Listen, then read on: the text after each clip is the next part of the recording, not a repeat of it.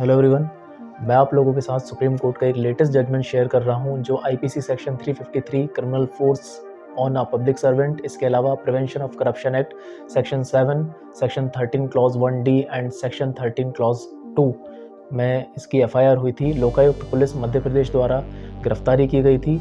आरोपी जो था इस केस में वो एक पटवारी था और शिकायतकर्ता ने ये कंप्लेंट लोकायुक्त पुलिस से की थी कि एक रिलेवेंट डॉक्यूमेंट की इंक्वायरी के लिए उसके फेवर में करने के लिए पटवारी ने 500 रुपये की रिश्वत की डिमांड की है। और उसके बाद लोकायुक्त पुलिस द्वारा इसका संज्ञान लिया गया और एक ट्रैप की प्लानिंग की गई। प्लानिंग करने के बाद उसे ट्रैप किया गया और जब ट्रैप किया गया तो रिश्वत के पैसों के साथ उसे गिरफ्तार कर लिया गया। बट कहानी यहाँ पर यह आती है कि रिश्वत का जो आदान प्रदान था उसमें तो करप्शन एक्ट की जो धाराएं थी वो लगा दी गई, बट इसके अलावा उसके ऊपर एक चार्ज लगा आईपीसी सेक्शन 353। ये इसलिए लगा कि उसने क्रिमिनल फोर्स लगाई अपने डिटेंशन को या अपने अरेस्ट को रोकने के लिए उन पब्लिक सर्वेंट्स पर, उन पुलिस ऑफिसर्स पर, जिसके कारण section 353 of the Indian penal code उसके ऊपर लगा दिया गया। इस मामले का कन्विक्शन हुआ। कन्विक्शन में आरोपी को सज़ा सुना दी गई। कन्विक्शन होने के बाद आरोपी ने इस मामले की appeal Madhya Pradesh high court में की। हाई कोर्ट में अपील होने के बाद हाई कोर्ट ने ये ऑब्जर्व किया कि इस केस में अभी तक कोई भी इंडिपेंडेंट विटनेस नहीं रहा है।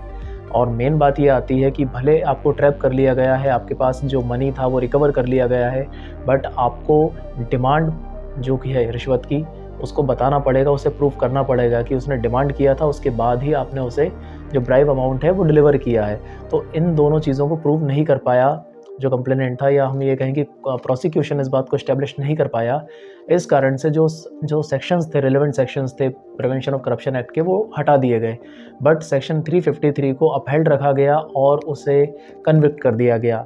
आफ्टर दैट जो पटवारी था उसने ऑनरेबल सुप्रीम कोर्ट में अपील फाइल की और सुप्रीम कोर्ट ने ये पाया कि जो असॉल्ट क्रिमिनल फोर्स की हम यहाँ बात कर रहे हैं वो जो विटनेसेस की टेस्टिमनी है या जो उनके स्टेटमेंट इन द कोर्ट हुए हैं वो उससे हटके आ रही है। वो इस तरीके से आ रही है कि 3 इसमें जो मुख्य गवाह थे उसमें से एक का कहना है कि धक्का मार के इसने भागने की कोशिश की, एक ने कहा कि इसका वाइफ का इन्वॉल्वमेंट था उसे भगाने में, वो रास्ते में आ गई, और तीसरा भी अलग ही बयान दिया।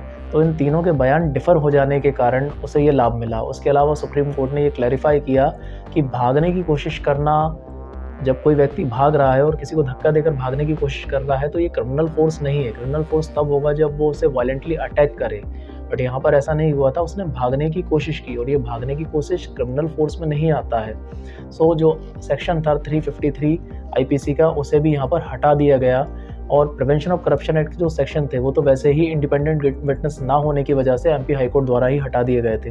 तो इस केस में जो ब्राइब का डिमांड था उसे इस्टेब्लिश नहीं कर पाया प्रोसिक्यूशन। इसके अलावा 353 जो आईपीसी का लगा था उसे भी इस्टेब्लिश नहीं किया जा सका क्योंकि जो विटनेसेस थे उनकी जो टेस्टिमनीज थी वो तीनों की डिफ़र हो रही थी।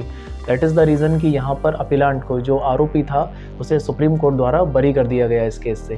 केस की डिटेल्स डिस्क्रिप्शन बॉक्स में दे दी गई हैं। अगर आपको कोई डाउट्स हों तो आप नीचे कमेंट सेक्शन में पूछ सकते हैं।